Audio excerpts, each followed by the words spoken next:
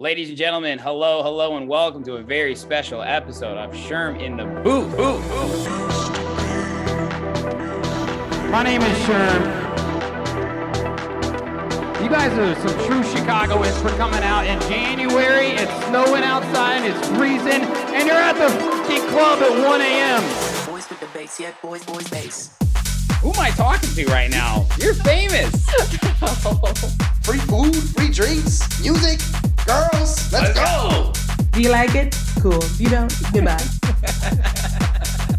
I'm missing the most important part. Boys with the bass,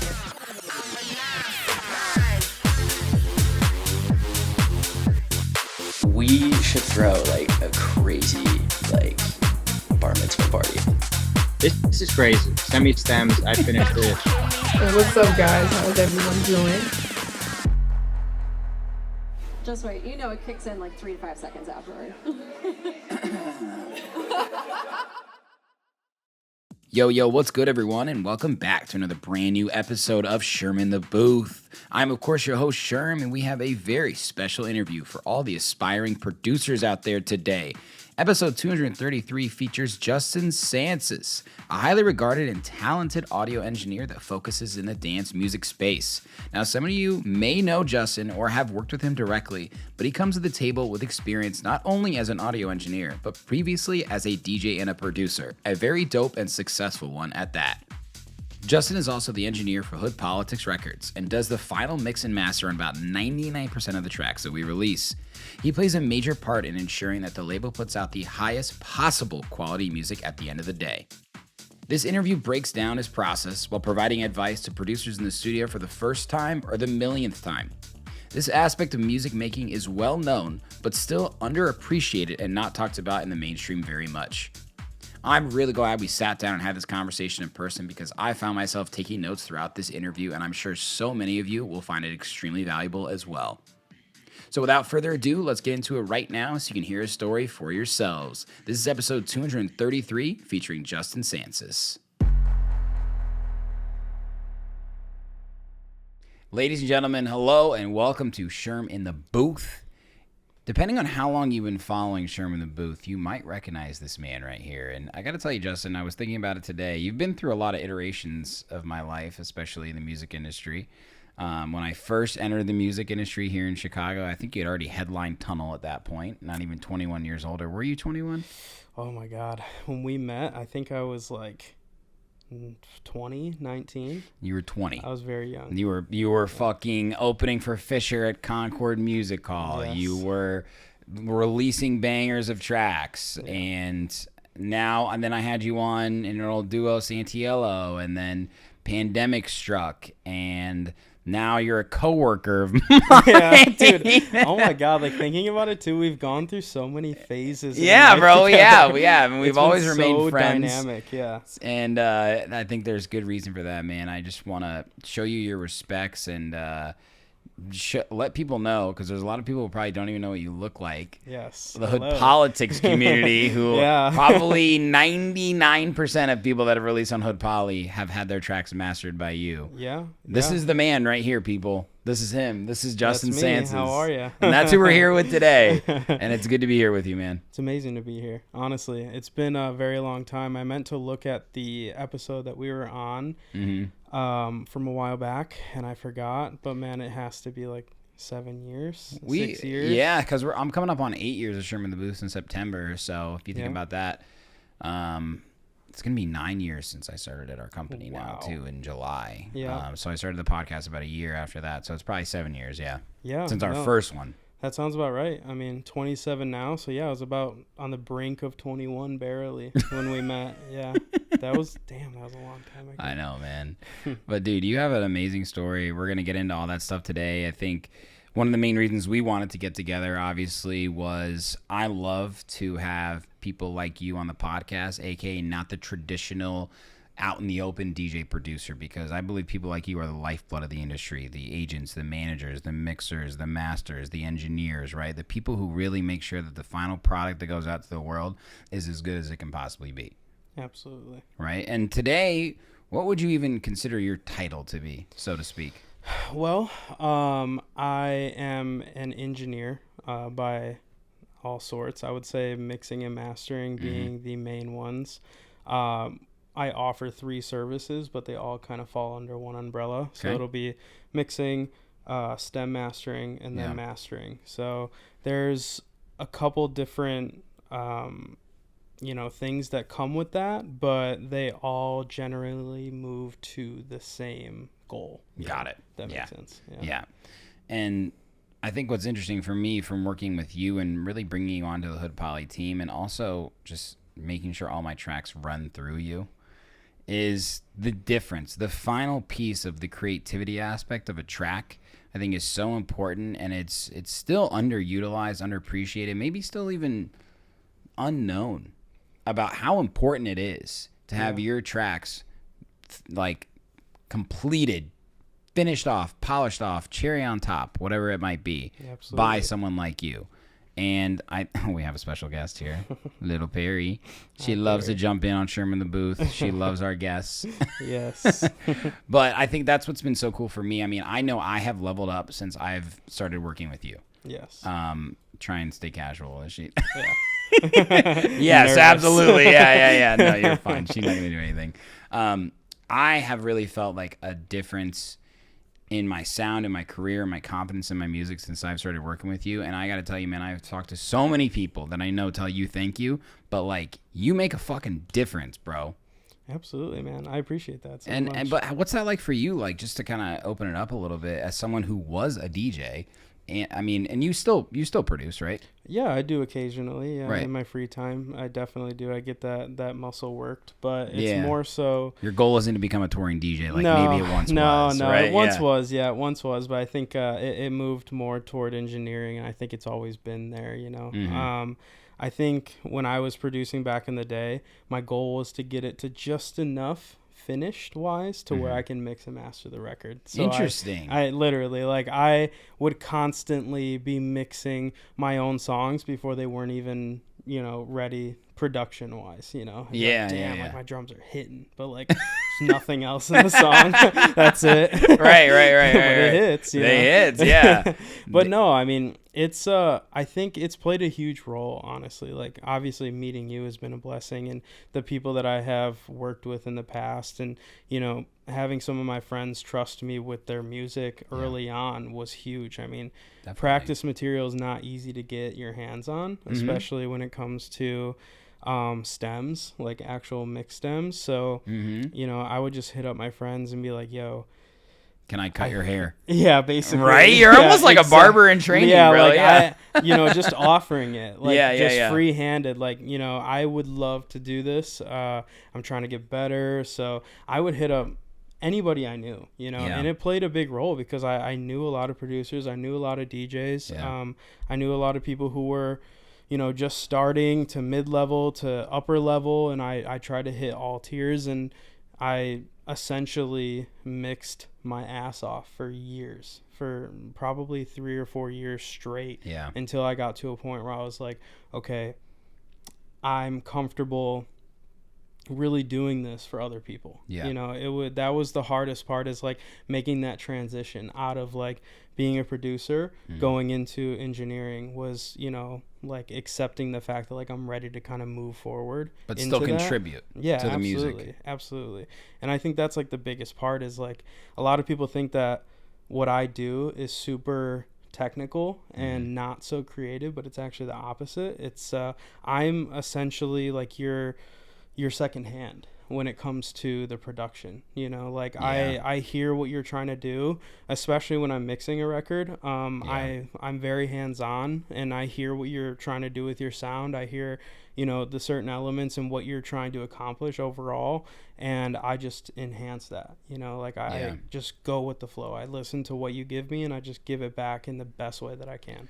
For sure. And I think it's so cool thinking about like where you've come from, right? Like, you have a really interesting story to me, Justin, because I mean, listen to like how I started this podcast, right? Like, Bro, you fucking played direct support for Fisher at Concord Music Hall in a boiler room style. Like, Yeah. what year was that? Like, I think he had just dropped like "You Kidding," if I remember. Yeah, correctly, no, right? I mean it was early on. He probably And had, this guy like, can fucking rip, by the way. And I try all the time to get him to DJ, and he just won't. And I swear to God, one of the best DJs I've ever seen live.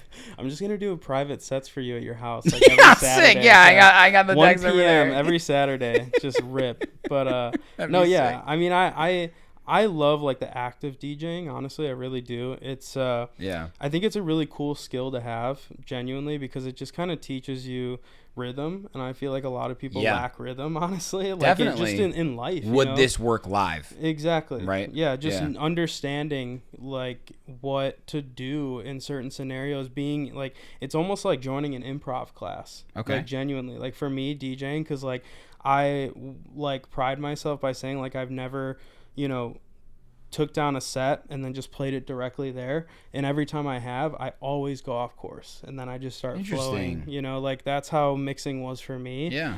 It was like heavily improv, and I think that's a really good skill to have, like Yeah. in anything, Yeah, anything yeah, you do. yeah. You can think of any industry you're in, learning and understanding how to improv and, changing the course when needed is a huge skill. So like the act of it, I love it.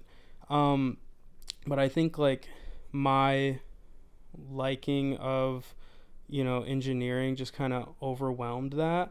And it got to a point where like I just started, being in the studio every single day and just kind of grinding it out. But I had fun when I was young, like like opening up for Fisher, Chris Lake, like I had some massive times. Big shows. Yeah, like really big shows with some of like the bigger names at the time, and it was super fun. Well, and I think that's what's really cool about having you on the Hood Poly team is you're not just like I think at this point like a lot of the listeners that I have are aware of like the the ghost production world, the assisted producer, the executive producer, right? Like all of that stuff. For sure. But you really bring it all to the table because like you were a DJ. You know what I mean? You're not just a guy who just came in and said, no, this is good because I know music theory. You're a guy that comes in and says, I was a DJ. I've ripped sets. I've made music. I like what you're doing with this, but it could use this. It could use that. Like, let's think about the structure of this track, right? Yeah. So when it comes to like your versatility, especially in the house music world, I think that's what I like most about you in regards to like your A&R aspect with Hood Politics is like I know whatever makes it past Justin is going to be a unique sound because in your DJ sets, right? Like if you think about it, improv, and I love that similarity and parallel you're drawing there because I love improv. Oh, it's amazing. I need to do it, honestly, man. I think it'd be really fun, honestly. We should do it. I don't know. I think I would be good at it. I would just have to do a lot of training to slow down, because when I get nervous, I start to talk super fast, and I think it would just sound like a train wreck. Yeah, but for sure. I think I can rip some improv sets. I think we would. Yeah, we would, but like definitely. though that idea of like just going outside your comfort zone, Yeah. I think is what you have to do these days as a producer, right? Like if you want to stick out, because in the past, like 3 years, 4 years, like tech house has just blown up. Yeah. And we always make this joke about that John Summit song that we love so much. It's Yes. the way you make me feel. Like, why do we love that song so Dude, much? I We don't can't. know. Because every- it was the first of its kind, really. Yeah. Oh yeah. And You know? people don't even realize that like Perry! Hey. Perry! How you doing? Perry! Lay down. It's okay. Listen to the stories. Listen to the story, So baby. much wisdom. Yeah. But yeah, no. People don't realize that like John honestly like put a lot of really, really big influence into the house scene, and I think people only see past like where he is now, or they don't see past where he is now. But yeah, I mean, I opened for him when he was like, very fresh. He is. This is good for content. Yeah. She's like, no, I'm the biggest John Summit fan there is. Barry. Yeah. Get on my shoulders. Didn't you open for him on a Good Look Chicago boat cruise? Yeah, boat cruise.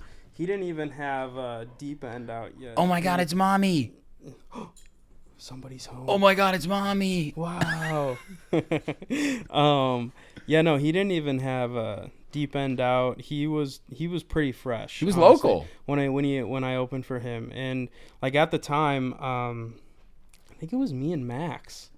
Yeah, me and Max did a back to back and opened for him. Yeah. On that boat, and I remember being on that boat, and I was like, sometimes like I tune out when other DJs are on just because like my ears are dead. Yeah. And I was like, damn, dude, like whatever the hell he's playing ripping. right now. Yeah. It's like, I don't know I had no idea. It was I different. had no idea who that he was what? That was 2017. Yeah, it was a while ago. Yeah. It's a while ago. But yeah, he was a big influence on house music in his time for sure. I agree. I think he's looked at as in many different ways, but I bring that example up because it's funny that we still sing that song to each other. Oh, like, yeah.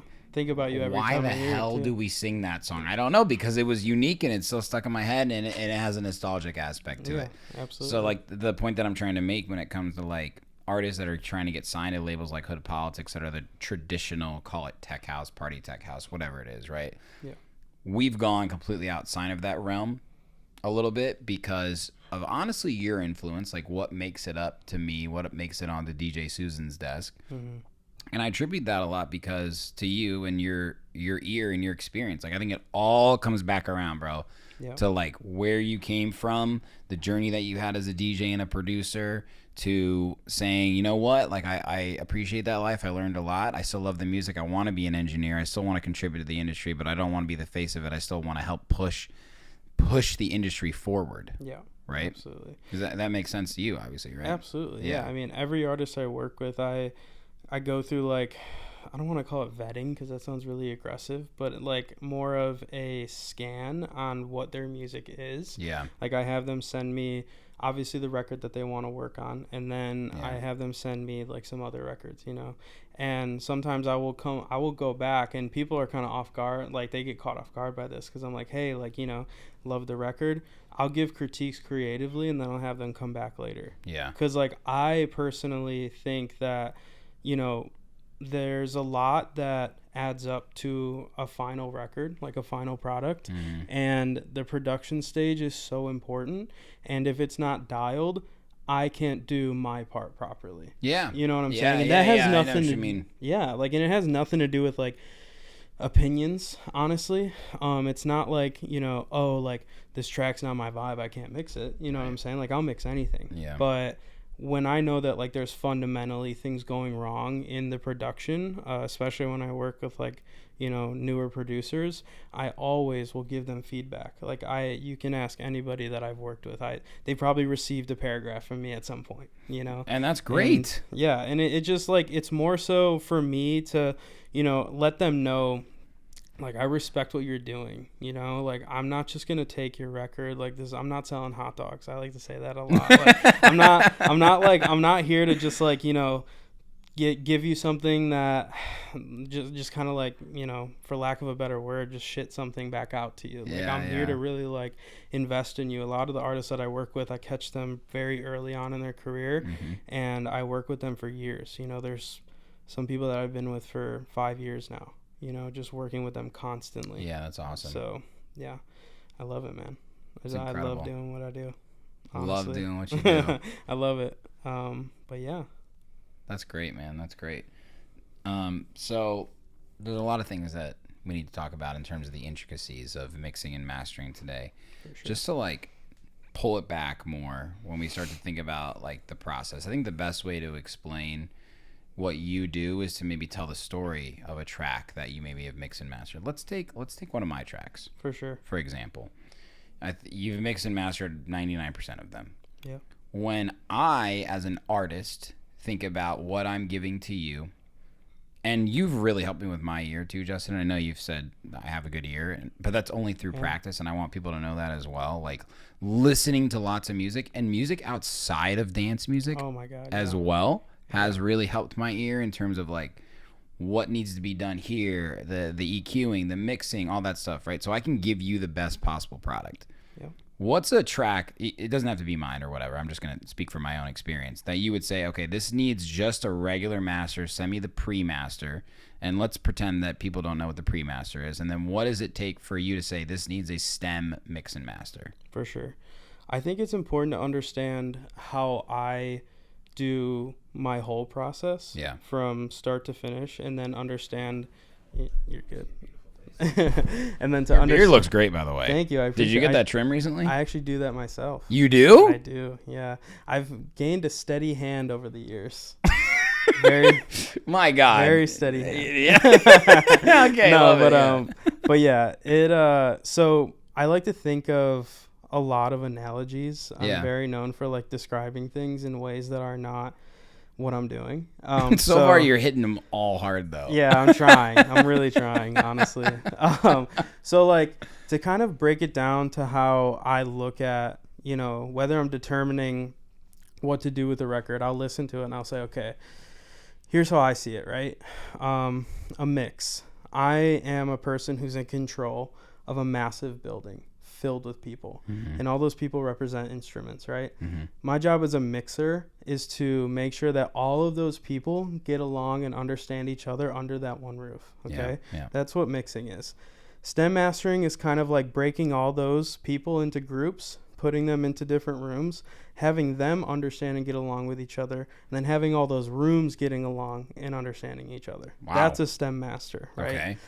And then a master, and this is included in the stem master as well. Yeah. But the master would be then me as the person running this building, all those people in those rooms, and the entire building, all understanding and moving toward one goal. So it's the overall, compartmentalized, and then individual. So mix, stem master, master, right? Wow. So for somebody to come and say, hey, I want a master, right? The record has to be mixed basically very well. Yeah, like I can't really perfect. describe it. Like, it's got to be dialed, and I think when it comes to masters, a lot of people think that it's just a magic bullet. Like you can just, send it to a mastering engineer and then you're good. And, Nope. And it's not like that. I think people would be surprised how little I do sometimes to a master. And I think that's what the difference is between, going to a mastering engineer and thinking you're going to get something insanely different from what you had before. I think the goal is to get a very similar product back when you're doing a master. Because if the mix is dialed, the master is going to be even more dialed, but not really that different. Do you know what I mean? Yeah. There's definitely been times where I've had to make like some miracles happen for sure in a mastering scenario, for sure. And not miracles in like a bad way, but a miracle of like, really, really loves the mix, really love how the mix is sounding. They just want it to be louder, basically, Yeah. When I'm understanding that, this might need a mix, but, I'm going to go out on a limb and just try for you. There's definitely some things you can do, but it's not, it will never be as good as having an extremely good mix. I guess moving into a stem master would be just a step down, like the mix is there, but there's core elements that are not working together. A lot of the time it's kick and bass. A lot of the time it's vocal. There's other times where, you can think of any group. I break down my groups when I do stem masters into kick and bass on one, percussion, like basically all your drums, minus the kick. And then you do your vocals, so your leads, your backgrounds, everything, your synths, and then your effects, right? So like, I'm so sorry. It's okay. It's uh, it's breakable. Yeah. But so like when I'm hearing, unbalanced things within those groups, that's when I go toward a stem master, because it's there, but it's not all the way there. Okay. And this is kind of a newer service, honestly. Really? Like stem mastering has not been around for that long. Okay. And like professional mastering engineers, mix engineers usually lean toward one or the other. It's kind of morphing now in my realm. I know this is like super behind the scenes kind of stuff, but like in my industry, mixers are starting to ship out their finals, like their masters, their rough masters as finals, because, sometimes the artist just enjoys it, right? Right. And The STEM imperfections. exactly. Yeah. And like a mastering engineer or a mix engineer will tend to lean into STEM masters sometimes because there's just so much music being made right now. Yeah. And a lot of it is really fresh new artists, that are just getting in. So sometimes it's just the occasional nudge here and there to get to a final master. Yeah. And then to go into a mix, obviously, as you can all guess, the building is chaotic. People are going crazy, right? Like they are disagreeing on whether to, drink the milk after cereal or to not, like they're like things are going crazy. So, I can't believe people will disagree with that. yeah, right. But yeah, so things are, I would say, pretty unbalanced from an individual standpoint. That could be, the whole drum kit is off, right? Like there can be level issues going on in the drums. There can be, synths are popping out of the mix like crazy. Vocals are not mixed properly. It's all goes toward that one goal, like I described earlier. It all goes toward that end result. Yeah. And if we're not even starting from the ground properly, I can't get to my next stages. Okay. And that's why I describe it that way, because my services quite literally replicate how I work. Mm-hmm. So like I will work from an individual standpoint and mix all your stems individually together. Yeah, right.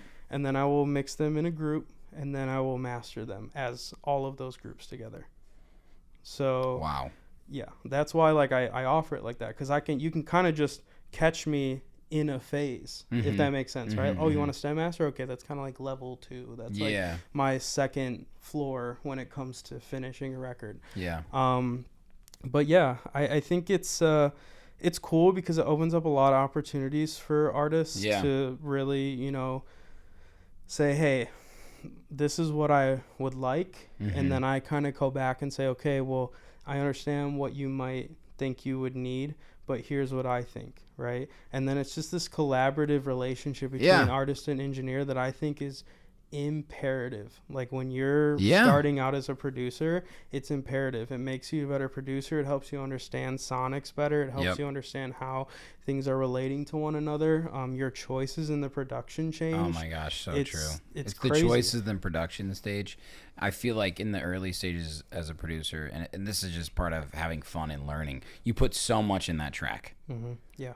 But to bring it back once again to the John Summit track, there ain't much. There's maybe 6 tracks, 7 tracks. There's probably more than that, but like things that you really can audibly hear. Yeah. And I think the less is more thing is only something that you can understand through a trial by fire almost, right? But if you start really, and that's one of the main points of this podcast. Yeah. And with the Chicago Music Nexus event that I'm doing, right? Like I want to help young producers and artists save time and not make, I don't want to say mistakes because you need to make mistakes, but equip yourself with the right knowledge and resources like you and other mix and master audio engineers to say, hey, like, love what you're doing with this, but this is the realistic way that you need to go if you want to get to this point. Because what do we all do, right? We take a reference track and we say, okay, Fisher, you kidding? We say Chris Lake, like what any other Chris Lake track. When you are doing a mix and master for somebody, do you ask for a reference master, Justin, that either they did or a track that they're trying to replicate? Yeah, sometimes I'll ask for their rough, essentially, like they're like, give me your bounce, basically, like what have you been playing, what have you been sharing, what have you been listening to in the car, right? What like, sounds good to you? Exactly. So I'll have like their final print at the top of my project so that I can kind of check back, because it's valuable, right? Like my job is not to go in and change the song, you know what I mean? From a production standpoint, while sometimes it can feel that way because of how many things, like there's been loads of times where like I've worked with artists and I'll mix the record and they'll be like, oh, can we like take out that thing that I'm hearing? And I'm like, what do you mean? Like what thing? And they'll be like, yeah, I mean, I thought that sounded, great at first, but now that I'm hearing everything cleaned up, like I hate it, you know, I hate it so much. And I'm like, oh, okay, I get it. Yeah. But like, I would ask for their rough, and then sometimes I'll ask, like, you know, what are you going for, right? Like, what's the style? Maybe what's the label? Because then I'll start listening to stuff that, like, what comes out on X label that they want. You know, Yeah. you want to get signed to Defected? Okay, well, you know, and I'll kind of give them that feedback too, kind of like how I said earlier is, you know, I'm listening to your record and I'm listening to Defected, and I'm not hearing, you know, the connection as far as a production standpoint, right? Yep.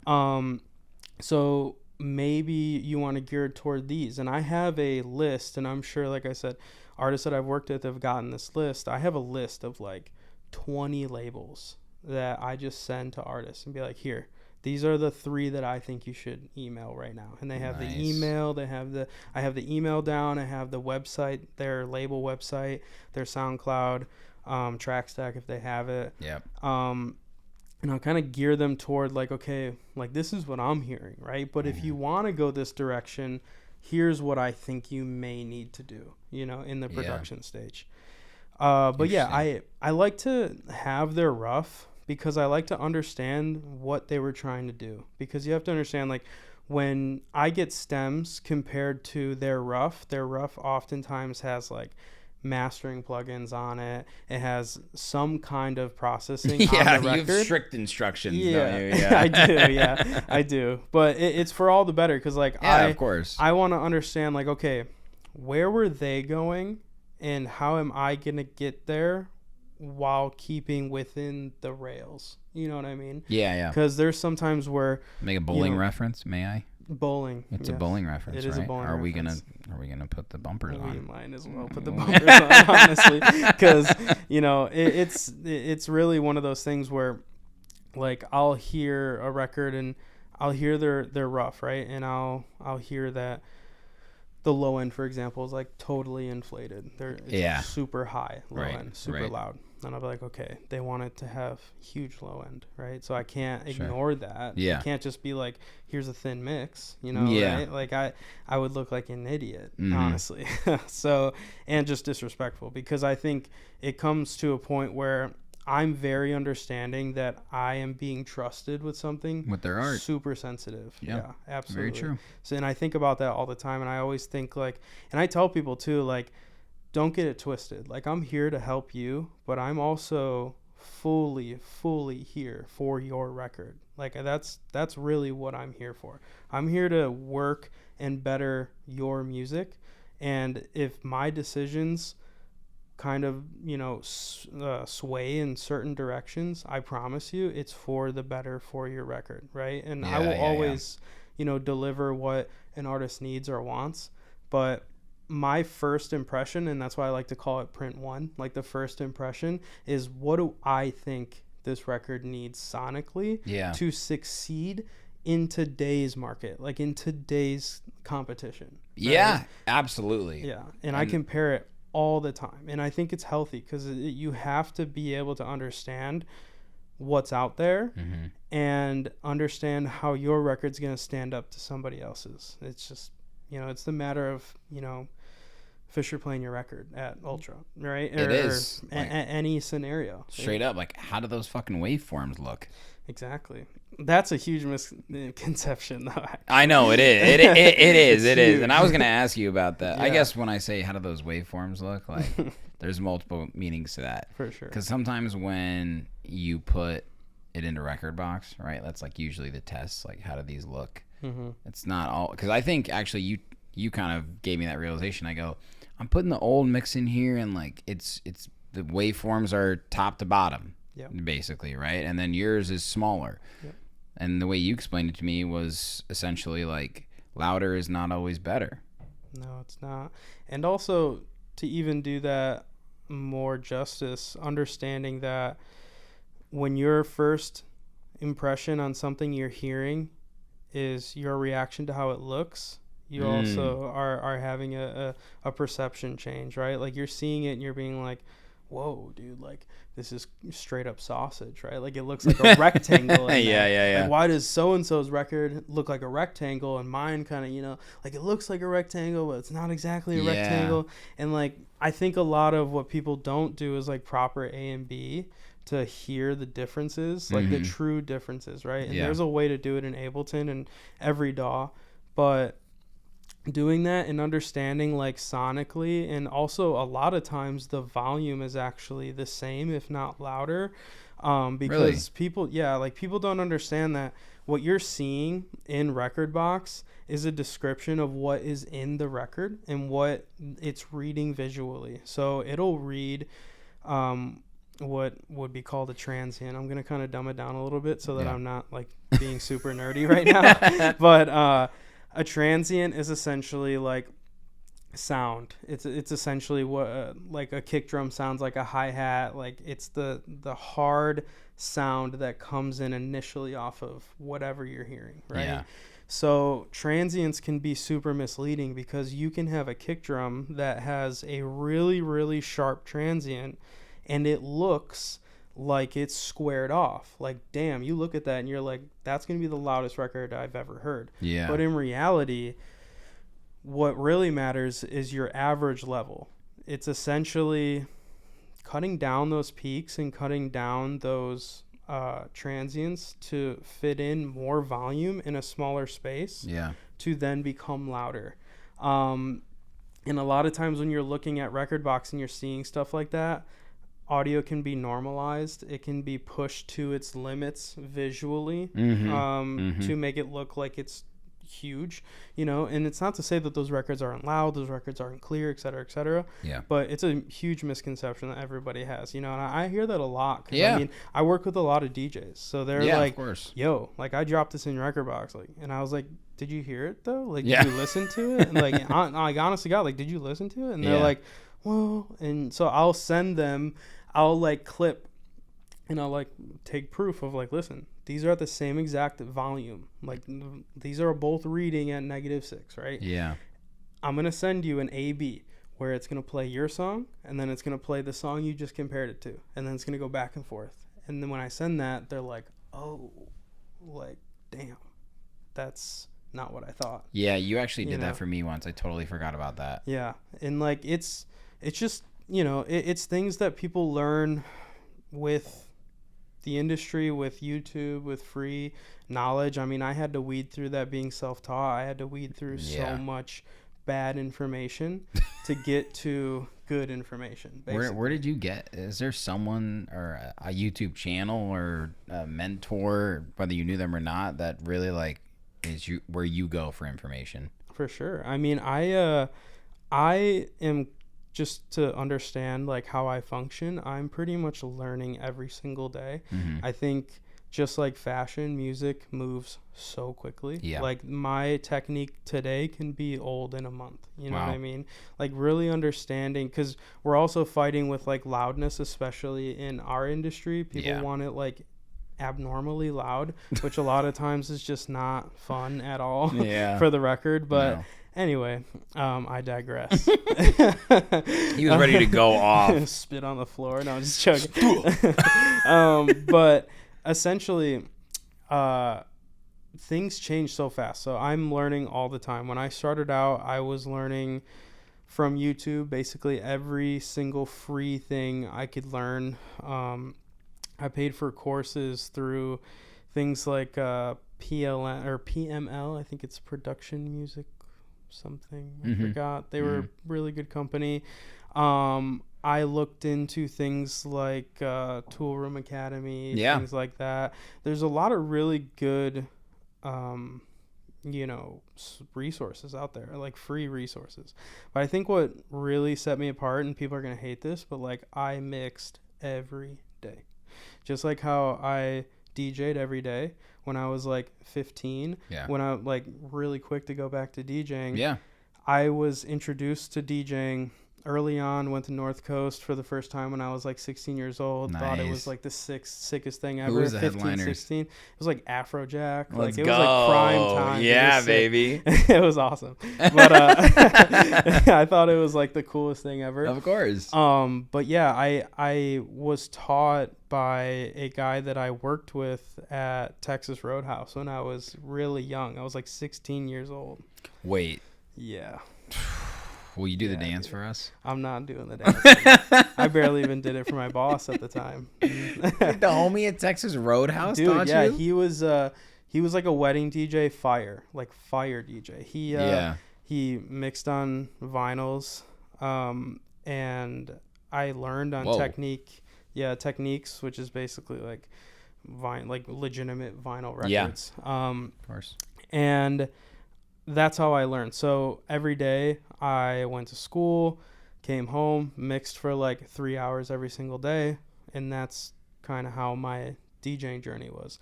In the same thing, I just kind of applied the same rules. Like, I told myself, I'm going to knock out a course. Like, I made my own curriculum and everything. Like, in my mind, I'm like, I'm going to learn, compression for a month, and then I'm going to learn EQ for a month, and I'm going to right? And I just knocked out as much information as I possibly can consume. Interviews with some huge engineers that I look up to, Jason Joshua being one of them. Oh, yeah, I've heard that name. Yeah, he's done, everything under the sun, hip-hop wise. He's, Drake, Travis Scott, everybody. Yeah. Missy Elliott back in the day, Mariah Carey.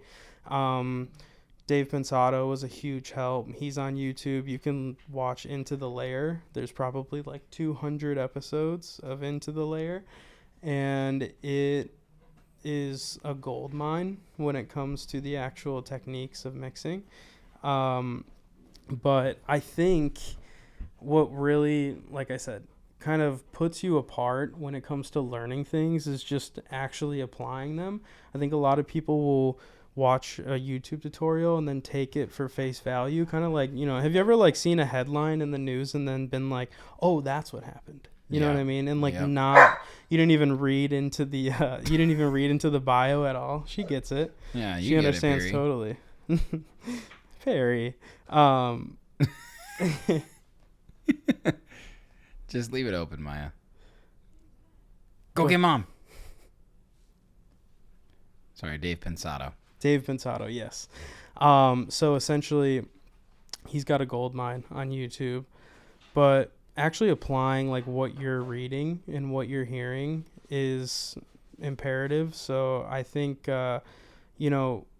when it comes to production, Fader Pro is a really good asset. Like I suggest everybody to that, because especially dance music wise, it's like you can't get that information anywhere else for free. Well, not for free, but for like a very, very small cost. Yeah, it's legit. I mean, Tool Room artists are on there, Armada. Like, there's so many huge producers who genuinely like just sit there and make a track right in front of you. You know what I mean?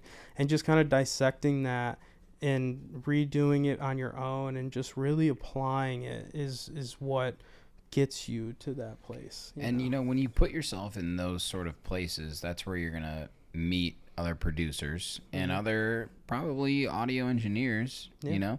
I think about the Tool Room Academy. Obviously, that's a very well-known one. Repopulate Mars did a production class. I think it was during the pandemic, 2020 or 2021. Yeah. Jake Shore was in that. Oh, really? Yeah, and he learned from Lee Foss and Summit and Detlef and I think Deeper Purpose, maybe. Wow. And stacked. He came across other other producers like Million, who's doing very well now. Yeah. And I always love those sort of communities that you find yourselves in, because you just have to go out there and see where these people are. You can't just like sit back. Like, as much as I encourage people to do the YouTube universities to better yourself, to learn, you have to apply this knowledge with other people. Absolutely. I think that's, like, in my eyes, and I don't want to make that assumption, but like that's the best way to learn how to make music, is to sit there with people, whether it's virtually or in person. And especially if it's with someone like you that really has an ear for mixing and mastering, like going through the process of knowing how to shore up and save time and stuff. Like I said in the beginning, like equip these younger producers with the knowledge on how to not make it fast, but be effective and efficient. Absolutely. Because, perspective is the name of the game. When it comes to production, visual mixing, learning, mastering. dude. I mean, obviously it has to be visual, but like... Yeah. Like having a perception just with your ear too, because like people don't realize that, your ear has like an internal like biological compressor in your ear. Yeah. And I tell people a lot, like, the way I excelled after I learned all of my advanced things, right, was relearning the basics and understanding like how my ears worked from literally. Like I go to the office occasionally, right? Yeah. And I ride a bike to work and I go under railroad tracks. I have my headphones in. I'm just, like I have so much audio going into my ears, right? And by the end of the day, I cannot differentiate what I'm listening to because you're fatigued ear-wise the whole day. I would have no logical perspective on what I'm working on, and I choose specifically not to start any projects on those days because I know I'm going to be influenced instantly based off of everything that happened to me earlier on in the day. Yeah. And you're going to go into the studio not only having to turn up your volume way louder, but you're going to have so much fogged out perspective on what you're hearing because you're still like your ears ringing, right? Like you're still kind of hearing the train. Like there's things going on. Like I tell people like in my 1v1 courses that I do, I always tell them like, listen, if you're really like going to try and sit down and dial in a mix on your own, right? Like as a producer, do it on at least a week after you've touched the project. So you have like perspective on a creative level, right? I would also do it when you're either fresh up in the morning. Yeah. Otherwise, really control what is entering your ears throughout the day. That's a big reason why I stay away from like, nightlife concerts, things like that. Yeah. I don't want to have issues later on in life and also just in my work, Dude. So I know I think people are taking that more seriously now. I hope. You can never regain your hearing, and that's what No, you need to can't. know. Yeah. Once it's gone, it's gone, man. Well, so a question I have for you, Justin, is I know in the past 2 years you shift over to analog mixing and mastering. Yes, I've been back and forth, honestly. What's the difference there? Because when you originally told me, I thought, oh wow, he's got like literally an analog setup going on at home. Yeah. So. But you do it all on headphones, right? I do everything on headphones. Yeah. People are like blown away by that. I do everything on headphones. I do not have like some super fancy studio, right? I know. Like, that's what people are thinking though. Oh yeah, they think like I'm in a spaceship. Like they think of me and they're like, yeah, that guy's like in a spaceship. Is he? Yeah, he's got like one of those like rolly ball mouses. He doesn't have like a normal mouse. He's got like one of those crazy mouses, right? Like fucking ergonomic. What's that? Golden tee. Yeah, that's all. You just have one golden tee. Just one right here. Yeah, that's right. But yeah, no, I've been strictly in headphones for probably 3.5, 4 years now. And I haven't mixed one record on speakers in about 4 years, I would say. And you have speakers though. I had speakers. I got rid of them. You don't need them. What headphones are you using then? I'm using Odyssey LCDXs. Okay. They are probably the best headphones I've ever heard in my life. What are the ones you gave me over there? Those are Sennheiser 650s, I believe. And you were using those to mix and master? Yep, Sennheiser HD 650s. They're really good. Yeah, and they're affordable. They are, and I'll tell you a funny story about those. Remember, I was listening to demos, which for the most part is not going to be the final mix and mastered product, right? Yeah. And I didn't realize the quality of these headphones was so good that I was hearing the imperfections too much, and it was influencing my decision making. Not to say that I declined some tracks that maybe had potential, but I was like, Justin, I hear this too much. I hear that, and you're like, that's the headphones, dude. Yeah. Like that's how you know what to fix. Yeah, I mean it'll expose things like a sore thumb, honestly. Yeah, it was. It basically like gives you the clearest, flattest picture you can think of, and a lot of people honestly don't even like listening to music for enjoyment on these headphones because they're so flat. And when you get like literally when you get a record to sound good on high quality headphones, it's gonna sound good everywhere, and there was times where like I put on my LCDs and I was listening to like big records, like pop records, you know, like huge records, and I'm like, damn, like that background vocal's loud as hell. Like, oh my god, like I was hearing things that like I just never thought of, and like I think your system when it comes to hearing your music is the most important thing. If you're going to be an engineer, especially producer too, right? Like I think producer, for me at least, like when I produced, I oftentimes produced on headphones that I don't mix in, because I just kind of like to feel the music a lot more when I'm, producing. But yeah, when your listening environment, like even my interface, the thing that I plug in my headphones to, super high quality, because I want the cleanest possible thing coming into my ears, and I don't want to hear anything other than that. I can hear when things are over compressed. I can hear when things are distorting. Like a lot of the times artists will come back to me and be like, yeah, like, there's something wrong here, like in the low end, blah, blah, blah.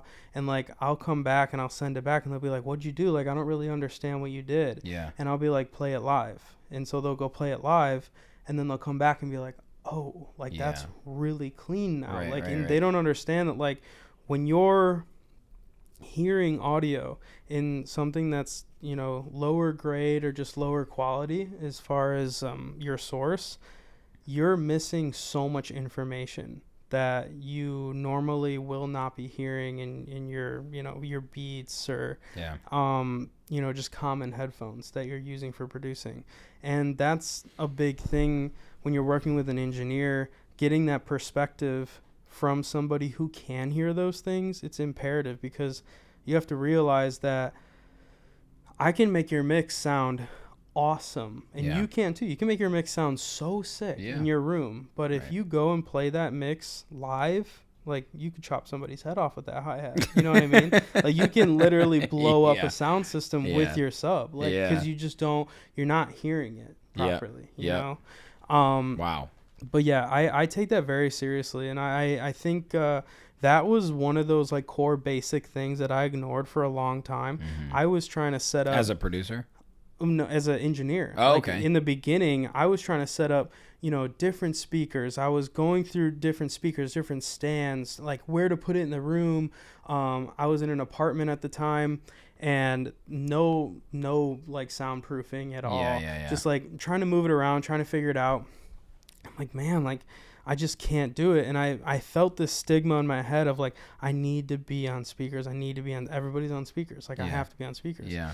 But every time I got in the headphones, I would get a better product every single time. And it gets to a point now where I don't have to do car checks anymore. Like, I know exactly what I'm going to get out of my headphones. I know exactly how it's going to sound live. I know exactly how it's going to sound in the car. Wow. I can just, like, I know now, because I've done so many comparisons, right? Yeah. And like being a DJ too, like, I would play out some of the mixes that I've done live, and I understand, like, okay, like, if 30 hertz is this much in a live scenario, that's going to sound horrific, blah, blah, blah. Like, I just know all these things now. Yeah. So, don't ignore your basics. You got to do the bare minimum knowledge in order to build off of that. Just like how I said in mixing, stem mastering, like, you got to have a floor to walk on. If you don't have a floor to walk on in what you're doing, then, like, what are you doing? Wow. You're floating, baby. You're floating, baby. You're floating. You are legitimately not on the ground. Wow. You are never short of metaphors. I'm trying, man. I'm telling you. I told you I was trying. Yeah, I know. So what about the people who produce their own tracks and then mix and master them? Because there's a lot. For sure. I don't have anything against it. I think it's possible, for sure. If you're Calvin Harris. Or do you think he outsources even? Oh, yeah. I mean, there's a whole other conversation we can get into about, the higher, like, the really high level way of how music production works. And I guess I can run it down very quickly. Yeah, please. Like, the start, right? Like, it's the writing and production phase. Oftentimes there's 5 or 6 people involved in just that recording alone. it raw. Whatever Recording, it is. right? Yeah. Calvin Harris, what's that song? Giant, maybe? Yeah. I am a giant. Yeah, with Rag and Bone Man. Yeah, you think Calvin Harris was playing that saxophone? Obviously not. No, of course he not. hired Yeah, in a yeah. saxophone player, right? That's the only instrument he can't play. Exactly. So he hires in, like, we'll take that record, for example, right? Yeah, perfect example. Love that record. I'd be obsessed with it. Yeah. He called in a vocalist who does it professionally, right? Yep. I forget his name right Rag now. and Bone Man. Rag and Bone Man. Beautiful They voice. just released a new track, by the way. Have you heard it? I have not. Lovers in a Past Life? I think I did slightly. Lovers in a Past Life. Okay. It's I'll have even to look better. It up. I'll have to look it up. Dude, it's good. Dude, And the West End remix. Bops. Wow. Okay. I got to listen to both of those. Yeah, now. you do. But yeah, to go back to like the process, right? Like he hired a saxophone player to play on his record. He produced the record. Okay. He has Rag and Bone Man on vocals. Yeah. So that's 3 people already that we know of that were a part of that production, Yeah, right? right. And then we go into the mixing phase. I don't know exactly who mixed that record. It might have been him. I'm not sure. But more often than not, a record goes through a lifespan of writing, recording vocals, recording instruments, producing the record, arranging the record, editing out things in the actual stems. Then it goes to a mixing engineer, a dedicated mix engineer, right? Which could be 2 people. It could be one or 2 people. Yeah. Jason Joshua and Dave Pensato back in like the early 2000s would mix records together. They would basically have 2 studios and then they would flip flop. They would work on like a Mariah Carey over here and like a Missy Elliott over here. And then they would go back and forth and be like, okay, you know, I got this far and I got this far. Now you go over here. Because perspective is everything, dude. So they'll work on it until they're, you know, gassed out, and then they'll go over. And that's kind of how I do it. I'll work on a record and then I'll wait like a full 24 hours to go back into it and then get a final. You do turn it around pretty quickly. I do quickly sometimes. It just depends on like don't want the to flow. If you don't have to. Yeah, like if I don't have to, I won't. But deadlines are deadlines sometimes. Sure, so like there's you know, people who are like, you know, I want to play this tomorrow. You know, Yeah. so I'll get them something and then I'll be like, hey, here's a really good start. You can definitely play this out live. You're great. And then come back to me on Monday and we'll finish it, right? Like we'll go over some revisions, right? But anyway, so the process of which a record goes through on a high level, there's so many people involved in that process. Usually there's so many people. Even Billie Eilish, for example, right? Her and her brother, dynamic duo, great. That record's still getting mixed. That record's still getting mastered professionally. Every single time. They understand that like to take a professional's perspective of sonics is so important because this music is touching millions of people. Like it's so important to have that you know, barricade of trust be broken through and be understanding like, hey, listen, I have taken this record as far as I can as a producer and as a, you know, maybe like a songwriter. Yeah. What can you do with it now? And then the mix engineer does what they can do as much as they can to their profession, and then they give it to a mastering engineer or they master it themselves, right? Because some of them do both. Right. And there's just multiple professionals in the process of a record. Now let's kind of skirt back to how the DJ culture is, how dance music is. Yeah. You're expected to be a DJ. You're expected to do your own marketing most of the time, social media. You're expected to make the song, mix the song, master the song, do sampling, do promotion, everything, right? Why? Like literally why? There's you know what more I mean? than that even. Yeah. And I know I'm missing out on steps, but why? You know what I mean? Why would you do that? Because what you're doing essentially is you're putting your record, your music, right? Because we're talking about music right now. You're putting your record in a box to not have any kind of, like, we're not having the bumpers. There's nobody there to stop this from going left or right. Right. You know? We want to hit the pins, baby. We want to hit the pins. Bumpers are off. Yeah. Bumpers are off, right? So to get back to your question, right? Yeah. Producers, can they mix and master their own records? Absolutely. Can you get good results like that? Yeah. Yes. You can, right? It's not impossible.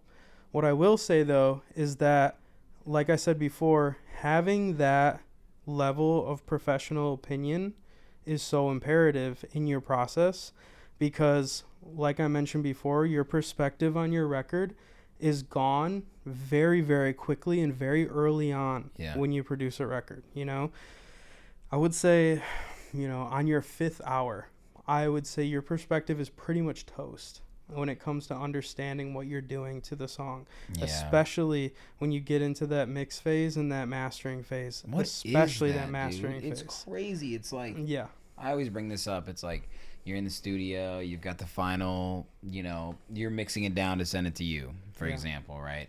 And you're like, boom, God, I've been working on this track for 20 hours, you know, door to door, whatever it is. I'm sending it to Justin. You've heard it so many times.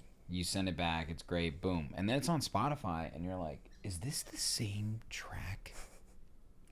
Yeah. And that also, Spotify compression has a lot to do with that. But still, it's like your ear and your brain. I don't even understand. I'm interested to know like the actual mechanics and like just chemicals that go on with how you. I mean, think about this, right? Like blind people, they hear so fucking well, right? Deaf people, they see so fucking well, right? Yeah. And it's because it's how your body and your chemistry actually adapts to that. So, like as a producer, I'm always not trying to push myself to the limits. I've never been a person that can sit in the studio for 8 to 10 hours straight. My ears get tired quickly. Oh yeah, exactly. And that's why I told you too when I, you know, suggested those headphones to you, the open backs, right? Yeah. My God, I've never heard music like that. Oh, it's amazing. And like having open backs allows your ears to not be suffocated and have that suction feeling, you know? Yes. So you're not like completely barricaded in. Oh man, like the Maxes? No, the in-ears. Oh, the in-ears? Okay, yeah. I don't use those anymore. I felt like... But so many people do. Yeah. I mean, most people do. Yeah. And I hear a lot too, like people will be like, oh, it sounds sick on my AirPods. And I'm like, yes. Yeah, no, and that's the hardest thing to sound good on. And that's where people listen to music too. I'm always encouraged. Like, it's not that you need to do the car test or the AirPod test. Like, you do. I think you do because people consume music in the car, on their AirPods. Right. I mean, the mass majority of people are not going to the club or going to the festival to hear it on live systems, right? No. So, like, how does your music sound? I think that comes back to working with a mix and master engineer like yourself, who, if it gets past that, it's certainly going to sound good on those outputs. You know, and, like, even there's been times where, like, artists will come to me and be like, yeah, I want a full mix and master. I feel like the record's not there. And, like, I'll listen to it and I'll be like, dude, like, this is great. Yeah. Like I let me just get a master, right? Like let's run it through a master just to get that final touch on there. Right. But your mix is good, man. And they're like, I don't know, like I've been listening to it so much and this and that, and it works both ways. You know, you can think that a record sounds terrible. I've been so done with tracks, and I've sent it to you, and you're like, I think it's good. What's your problem? Yeah, and like you lose that perspective a lot because, and that's kind of my point when it comes to producers doing their own stuff, right? Is it cost effective? Absolutely. You know, you're doing it yourself. But when it comes to, you know, fully getting the most out of a record, I would always suggest to at least have a conversation with an engineer. Yeah. Send it to them. If they're willing to listen to it, just consider that a blessing, honestly. Because, like, they'll tell you exactly, like, man, like, your record sounds great. Bass is kind of muddy, though. You know? Record sounds awesome.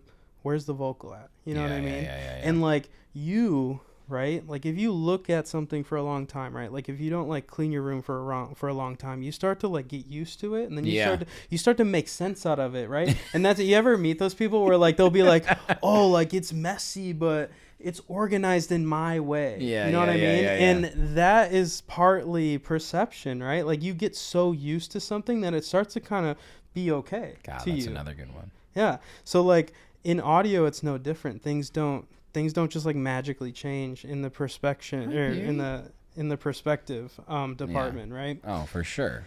So I like what you said about you know, your eyes being closed, you know, deaf blind, right? Yeah, and that's always been so interesting to me about how they sort of like how the brain works, how it adapts, you know, and I think that you need to think about those concepts when you're producing, not to overproduce. No, yeah, exactly. And I think I encourage a lot of people too. Perry, this is a hot take. Right? Yeah. She's like, I have something to say actually about mixing and mastering. Exactly. What do you got to say, Perry? I tell a lot of people too, like, you know, when you come back to a record, right? And I always suggest people to do 3 days minimum, a week, amazing, a month even is better. When you come back to it, don't even look at it. Literally press play, close your eyes, and put your headphones on, put the speakers on, and just listen to it. Don't open your eyes once. I promise to God, you will start hearing things that you never even heard before. I bet. And it's because of the fact that there's a weird thing that happens when you're looking at something versus when you're listening to something. And like sometimes when you lift a lever up, it's like, oh my God, like that's, that's better, right? Yeah. And then you listen to it back with your eyes closed, or Right. don't even look at the screen, and it's a totally different thing. It's a totally different story, And so I always encourage people, like I said, going back to those basics, like listen to what you're doing, like eyes are so important in audio, but your ears are really what like determines your decision. Yeah. A lot of it should be, right?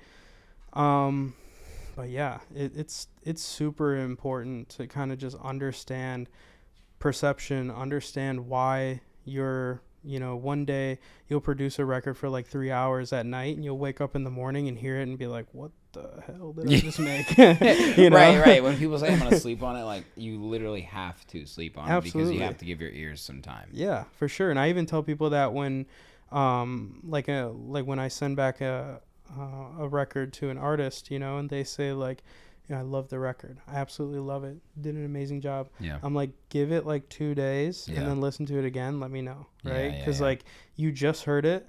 It might be very different sonically than what it came in as. Mm-hmm. So understanding that your perspective is going to be skewed just because it came from me. Yeah, you know what I mean? yeah, for sure. Because like I'm not like the all knowing, right? Like I can have opinions or perspectives on your record that may not fit what you were going for. Yeah. So I always tell artists, take a couple days, just take a couple days, come back to it, listen to it, eyes closed, and make sure that you're really sure about it. Right. Yeah. Because at the end of the day, like I said, it's all about your record. Like it's always going to be about what comes out of those speakers at the end of the day, or headphones. Absolutely, man. That's great advice, Justin. Yeah, absolutely. It's great advice. Now, you mentioned how quickly music changes, especially in DJ culture, and I think our world is certainly DJ culture, but I'm really excited about where the industry is heading towards. I think our labelhood politics is pushing the boundaries on what dance music is, especially house music. I mean, some of the edits that we release are hilarious, right? Like, fantastic. We remind people that it's okay to have fun. Absolutely. What do you think is something that is exciting about dance music moving forward? Not just in house music, but like moving fast to me is actually kind of a good thing because I think it's gotten a little bit stale. Mm-hmm. But I'm seeing a lot of ingenuity and creativity come out of that, though. Yeah. It's a strange time right now for dance music. I feel. I think it's in a really transition period. I think there's a lot of like remixes and edits coming out from very big artists. I think the original record is starting to become a secondary to remixes and edits. I know. You look at like the David Guettas and the Tiestos and stuff, right? Like I hate to say that they're the standard, but they are big because they appeal to the masses. Absolutely. Right? Yeah. Like, why do we have to deny that? Yeah, absolutely. And I think they move where the industry is going. The industry, they do. Yeah, like the industry goes, they go with it. Or sometimes they'll even lead it. They'll lead the direction, right? They've leaned into TikTok culture, right? Like have you heard of the girl on couch? Like I'm looking for a man who's 6'5". Yes, I've heard of that. Right? Yeah. David Guetta literally made a track with her, brought her to Las Vegas, shot a video with her, and brought her out, and she rapped it.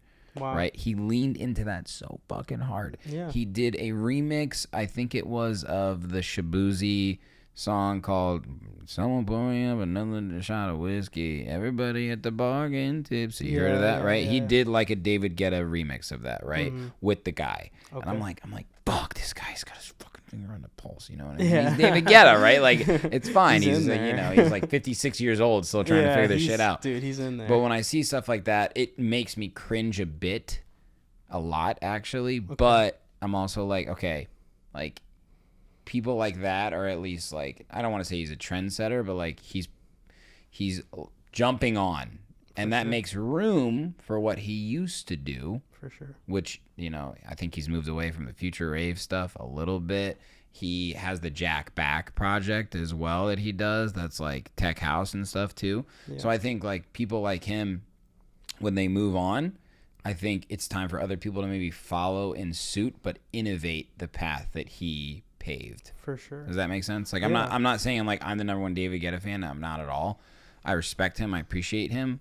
But when I think about like, okay, how can I like follow in suit, but also like make it my own? Absolutely. And I think a lot of people forget too that like guys like David Guetta or artists that are that big have been involved in massive projects that are not just dance. You know, they are dance records, but like, you know, I mean, they've done some huge things in the music industry. Radio, and, like radio records, right? And I think it's exciting to see that dance music is moving into more of a popular realm when it comes been commercialized to the masses. For sure. House music, even house music, especially, right? Like it's moving into like, I mean, Beyonce did basically a whole album of house music. It was great too. It's great. Pretty sure Honey Dijon was a part of that. Yeah, she was. Yeah, and like I think that's amazing to see, and I think that producers right now, like if I can give one piece of advice to producers at the moment, is find your vocalist vessel and ride it till the end. Like legitimately find as many organic vocalists as you possibly can, become friends with them, have relationships with them, like friendships with them, and understand that that is what is going to set you apart 99% of the time. So true. When it comes to originals, when it comes to just a success for your record, you know, it's, you know, edits and remixes are so fun. They really are. They're DJ tools. They're weapons to use, and right? You can become popular, but will it last a long time? Exactly, right? And I think, you know, having a big remix and then building off of that with 3 originals afterward is a great idea. Yeah, absolutely. I completely agree. And I think that that would be like my biggest piece of advice, honestly, is really just latching yourself to vocalists who are professional, who understand what they're doing, and really get in on the production on a higher level. Because right now what I'm seeing a lot, and you have to understand that I know a lot of people don't really know me personally, but I work and hear records every single day. I'm working on hundreds of records a year, you know, and I see and hear trends based off of the year, based off of the time frame, based off of, you know, what's trending and whatnot. So having that perspective, and, you know, I think there's a huge hole in the market right now. There's a huge hole in original singles coming from up and coming artists, you know? Yeah. And I think there's not enough samples out there in the sense of building something super unique and organic, right? And like really having a dance record, right? Like the Kylie Minogues of the world, like really hearing like solid dance music with solid vocals, like Dua Lipa, for example. Whenever Dua Lipa and Calvin Harris get together, it's, you know, like lights out. One right? Kiss is insane. It's like huge record. But just really, I think it'll also challenge producers nowadays to take their time and really dig deep into production and understand that producing has a lot to do with a bigger cause, and working around a vocalist and what they bring to you, or maybe what they bring to the table, will skyrocket your learning and production. And it'll also have so many good outcomes to then kind of veer you toward being just a better producer overall, because these vocalists, they understand music a lot, like very well. They're oftentimes musicians, right? Like if you're lucky enough to get a vocalist and somebody who knows how to play piano, like come on, and man, who maybe is a songwriter. Just let me make this very clear. If you are a DJ or a producer, right? If you are a DJ and producer, you do not have to do everything in the record. You can collaborate with vocalists, you can collaborate with instrumentalists. Get an actual guitar player to come play. I can guarantee you most people know somebody who can play an instrument.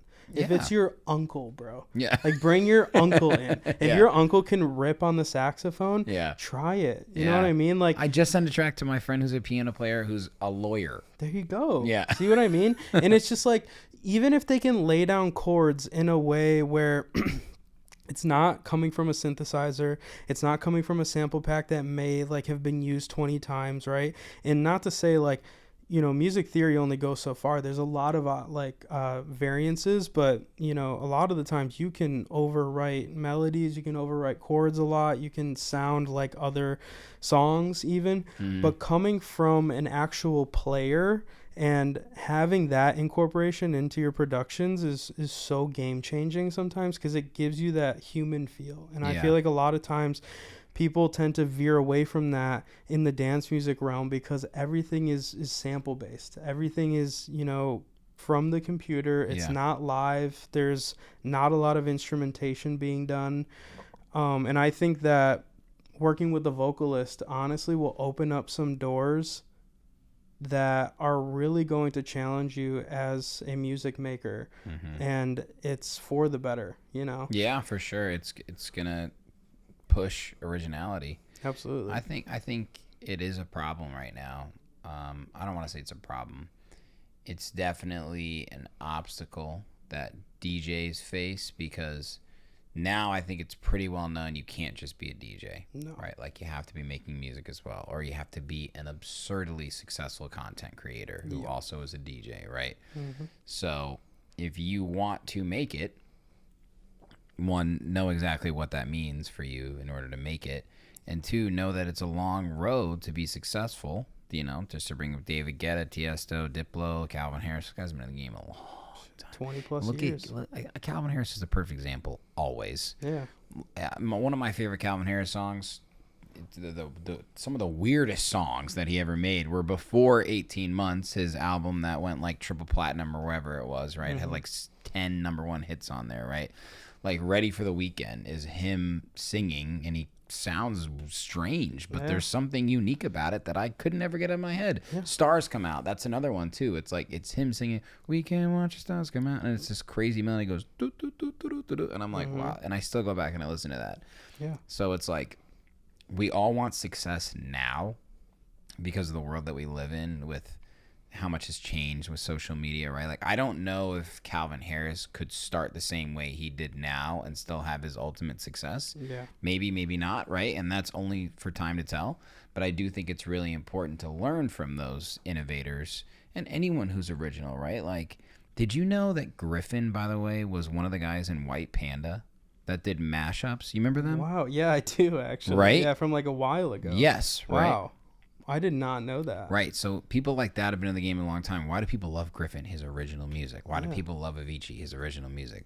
Why do people love Taylor Swift? Oh my God. Yeah, I love Taylor Swift. I love my music wife. is Maya is amazing. a biggest Taylor Swift fan. Absolutely. Right. Soldi. I'm huge Taylor Swift Right. fan. And I love Taylor Swift. And I do I think too. like understanding that, you know, her team, like Taylor Swift, like you can learn a lot as a producer from that team. That team is dialed, bro. They're they are dialed. Yeah. They know what they're doing all the time, any day of the week. You know what I mean? And it doesn't mean like, oh, you have to be like some crazy professional or some gifted person, because work will always outshine talent. You know, putting in the time to actually learn these things and to work with the right people, I that's think the hardest part. Yeah. But I it's mean, the most simple aspect of it all. exactly. It's so it really is. Like when you dial back and be like, if I can just get like one really good songwriter and one really good vocalist, you know, and Yeah. it sounds so easy, right? Me saying it, there's challenges that come with that. But, you know, growing with somebody just like how you're growing can also open up a lot of opportunities too. Yeah. And just helping them understand like, hey, here's where I'm at, here's where I want to be, and here's how I know you can help. And I think I can help you too. Yeah, and that's Right. why I like collaborating too. You know, I think that's a really big part of where I think the industry is going right now. You know, people have always collaborated across genres, obviously, you know. Yellow Claw, for example, collaborating with rappers, in the trap world. I think Black Coffee is a very interesting example of what he's doing. You see people like Travis Scott and Drake really interested in that world, right? Beyonce, country album, house album, all that stuff. But I think on a lower level, where all these subgenres and cultures and communities are being sort of like rising from the ground. UK garage is obviously something that's been popular for a long time, but you see a lot of people like AC Slater booking or signing people like MPH. Have you heard of MPH? Not necessarily. You'd have to show me. He's got a new track called Funk Master, bro. This shit is so sick, right? So you see like cultures across the world, even if it's dance music under the umbrella, right?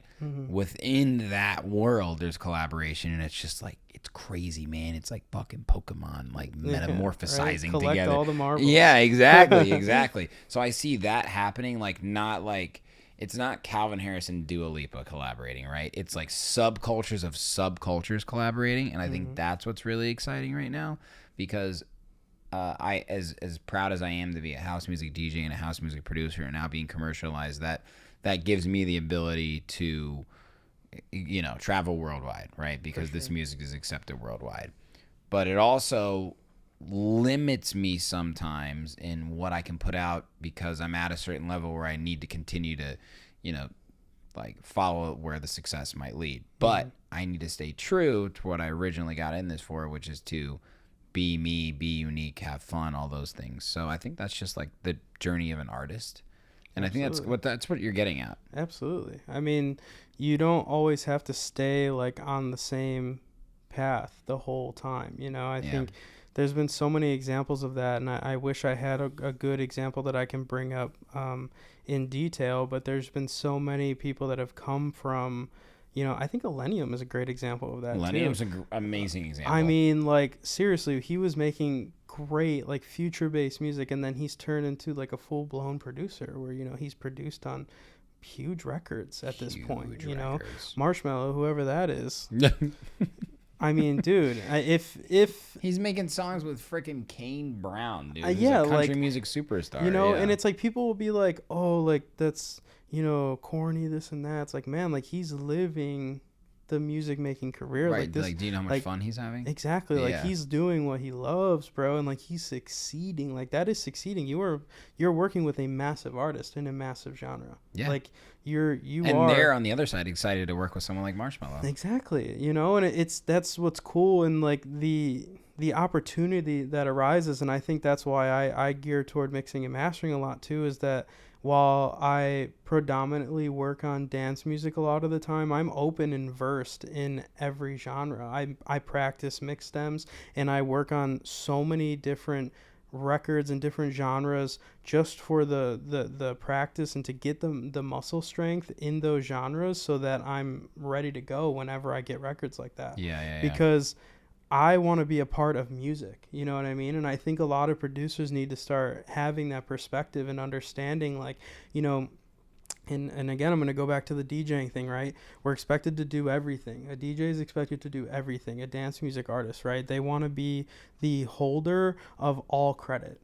And I think letting that up is going to open up so many opportunities for you that you would have never had closing it out and saying, hey, this is my thing, right? Like, this is my baby. I don't want anybody to touch it. I don't want anybody to be involved because I want that, I want to be known to do this on my own, right? And I can promise you a lot of the time, most of the time, right? When you hear about, like, people who have blown up just by themselves, I can guarantee you they have a full-on team now that is pushing them to the absolute limits of their talent. And that should always be the goal. You know what I mean? Yeah. Because if you're making dance music right now, it does not mean that you can't be working with Kane Brown tomorrow. Yeah. You know what I mean? So it doesn't mean that you can't be working with massive artists or, even just collaborating with super talented people. They don't have to be, super famous or celebrity level. It can just open up so many opportunities. And sometimes when you let go, right, things will just come to you. So true. And like you don't have to always chase it's weird that. How that works. Yeah, exactly. Yeah, you need to innovate. on your own. And then that's what people get excited about. That's what other producers and creators, just to open it up, the whole world of creators gets excited about disruptors and innovators. Exactly. And guess who else does too? Fans. Exactly. And that's all they care about. You know what I mean? Yeah. They just care about, like, does this record make me feel good? Does it sound good? Yeah. Can I sing along to it? Yeah. Can I hum to it? Can I whistle to it? That's all they care about. Right. You know what I mean? Every time producers or just up and comers ask me, like, how do I make it? Or, like, who should I model myself after? I go, who's your favorite artist? Mm-hmm. Why are they your favorite artist? How do they make you feel? What do they do? Yep. Right? Oh, I really love their merch. I really love their shows. I really love how they do this. I really love their content. Okay.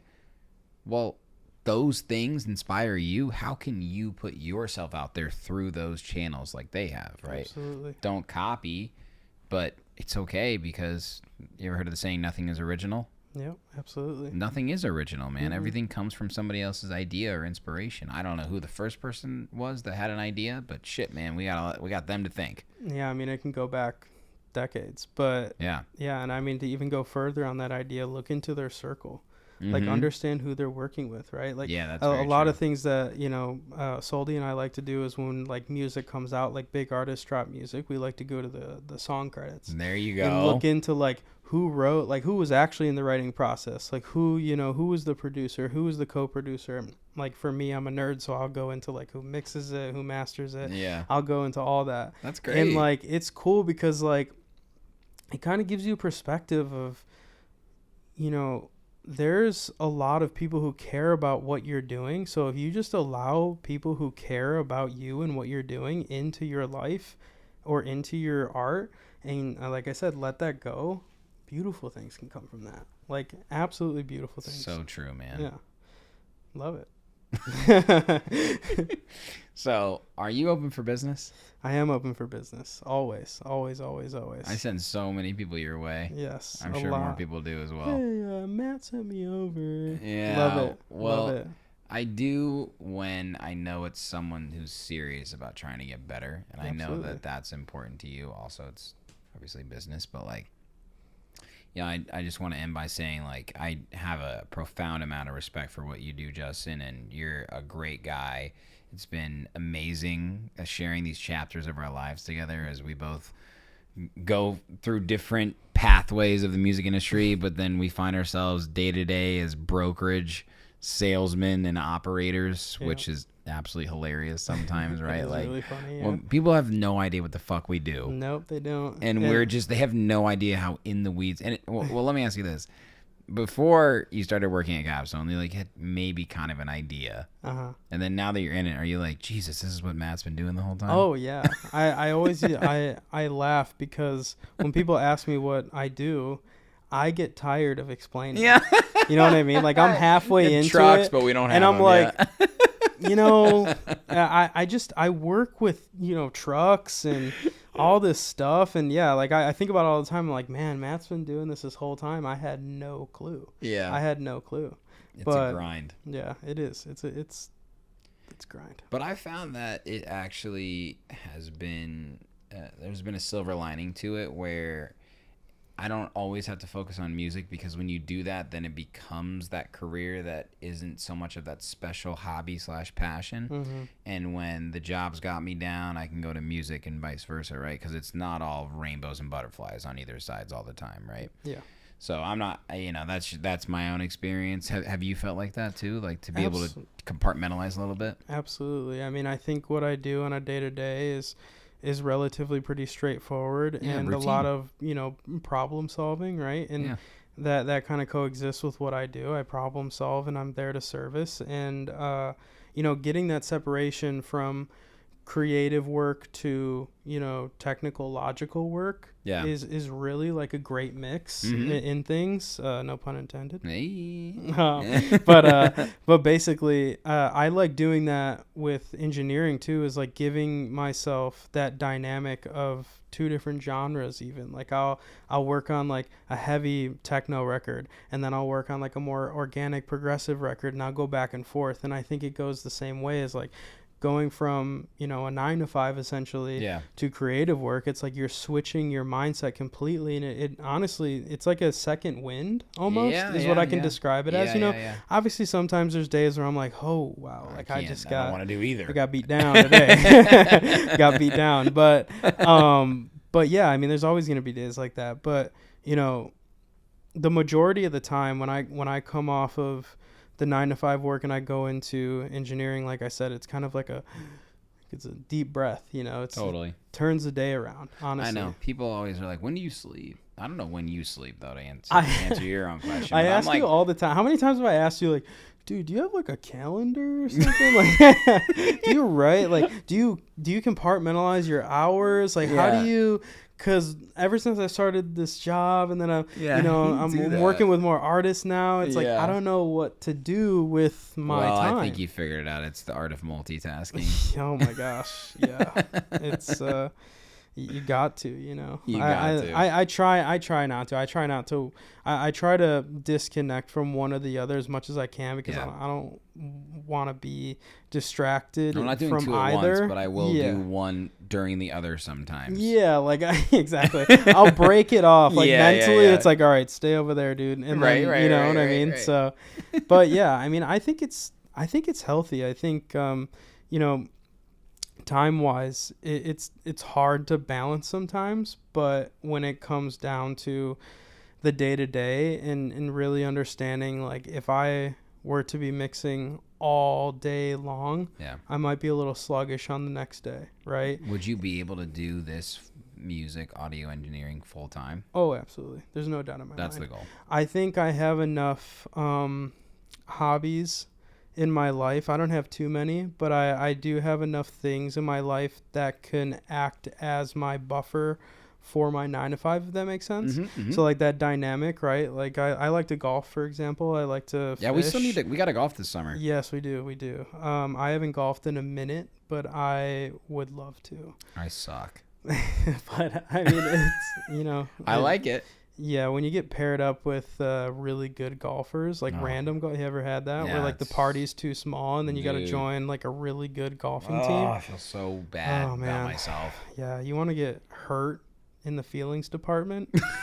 Go onto a golf course and go play with like those people who know, like, you think that they are just the best. You hit a bad shot and they're just immediately walking up afterwards, and you're just like, just don't say anything. You're like, can you guys like look away? I usually just like break the wall, and I go, hey, like, I'm open to advice. Yeah, exactly. Right. Yeah. These are new clubs. Because I know you want to give it. I know you want to give it, but you don't want to say it. Yeah, exactly. It's like the guy who's at the gym that's not lifting correctly, and you're like, God, I just want to tell him, like, man, your form is fucking awful, right? Like, I mean, you don't want to step out of bounds. Let me write this pamphlet down. Give it right to you, sir. All these tips. We also like fishing. I love fishing. I don't do any of these things nearly enough as I would like due to time, but I love fishing. I love gaming. I love golf, like I said. I'm just a person of I'm a very simple man, I would like to say. I would, I try to venture out into things, and I'm always open to it, but when it comes to doing this full time, I really think, like, I have so much love for it that I can absolutely do it, and I can fill in the times of which I am not really there mentally with other things, know? And I think it's just really important also to understand, like, your limits, and I think I do this a lot, and I exercise this a lot with my artists, especially artists who've known me for years. When I tell them, like, hey, like, I'm going to have to take, 3-4 days. Let me reset. I'll get back to you on this day, and let's dive in on it, right? And I think it's important because a lot of people think that you have to just do something, like, all the time. And I know I said earlier I learn all the time, but it's really passive. It's not like I'm sweating, right? Like sweating learning or sweating doing this thing like 24/7. Give yourself that time to incubate. Like, in what I mean by incubating is essentially allowing your brain to take in information from the past to then have it come out subconsciously in the future. So interesting. Yeah, like I've learned about this when I was younger, and I could be butchering what the word actually is, but I'm pretty sure it's incubation, is when you learn something from, say I learned something this week, right? and then I take like 2 weeks off, and then I come back. Have you ever like taken a break from something and then you come back and you're actually like really decent at it? Yeah. Or like you're better at it almost? Yeah. It's because of incubation. Like you're basically taking what you've learned and you've crammed your brain so much, but your brain can only handle so much real time. Yeah, and To it's a where, process. yeah, exactly. So it'll subconsciously take in that information, and when you come back, you'll start like remembering things and kind of just knowing what to do sometimes without even trying, because of that process of allowing your brain to just relax and understand. And I think every day going to my 9 to 5 is kind of that, where I finish the night with engineering. Yeah, I finish the night with engineering most of the time. I wake up, I work 9 to 5, come back after maybe a nap, maybe some dinner, and then I have a completely fresh perspective on it every day, And so as a producer, right,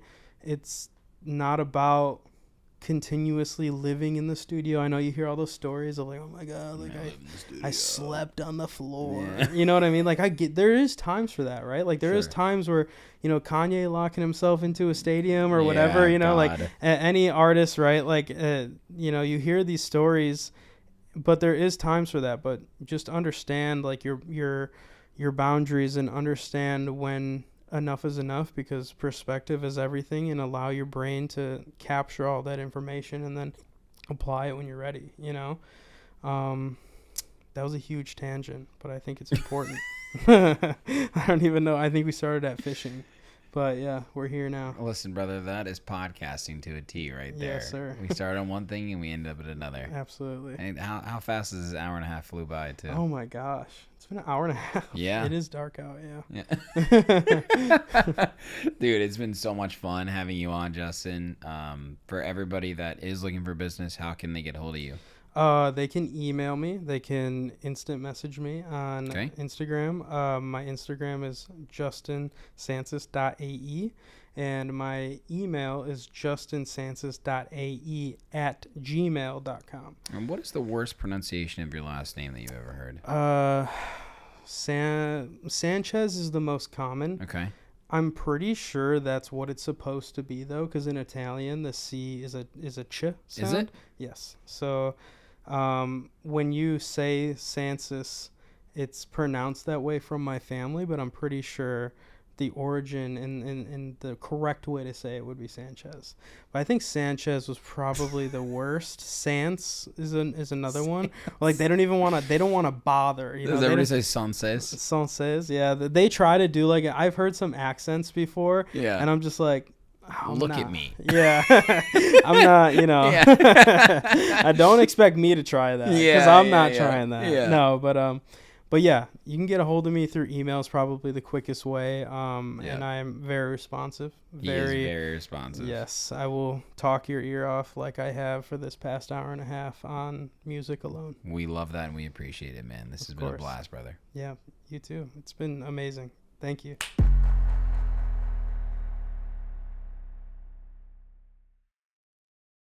Hey, what's up? And thanks for watching that video. You looking for more content now? I got your back. Go to my YouTube channel right now, hit that subscribe button, and make sure you turn on all notifications so you never miss any upcoming exclusive artist interviews, Sherman the Booth clips, new music, live sets, and more. This is your one-stop shop for everything electronic music.